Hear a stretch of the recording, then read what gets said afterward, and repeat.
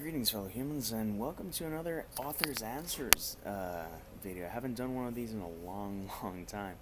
Author's Answer actually began on Jay Dee Archer's blog, and then he did video versions of all his questions. It's a bunch of questions that he asked so that authors can answer, and since I'm an author, I'm gonna answer. Okay, this is actually from December 5, I think, from 2014, the original question.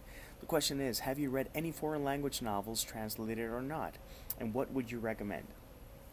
Uh, technically, every novel I read in English is in a foreign language because English is actually my second language. That said, if I were to recommend things that have been translated, I would recommend Thus Spake Zarathustra from Friedrich Nietzsche because it's highly quotable, although it's controversial. But I think it's a really interesting book that has some really powerful lines, even though it doesn't all make perfect sense.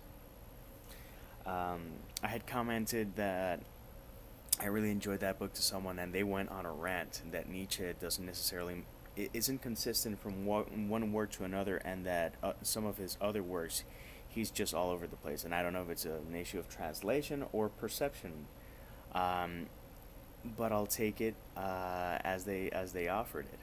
Still, I do think that that book particularly is a very good book. The Little Prince is also a translation because originally it is in French, and I do plan on reading it in Spanish and in French eventually. So those two are great. And if I was gonna recommend something in Spanish that isn't often recommended, and this is actually something I'm gonna be rereading soon, something from high school. It's called Niebla by Miguel de Unamuno. I don't remember the book clearly, but I do remember that it a lot of people, and a lot of people from my high school particularly, enjoy that book. So I'm gonna reread it, and I'll probably give a review in Spanish, but then I'll give my 2 cents in English to see if that varies it. Anyways, I'm gonna keep this one short because why not? Till next time, peace, love, and maki rolls.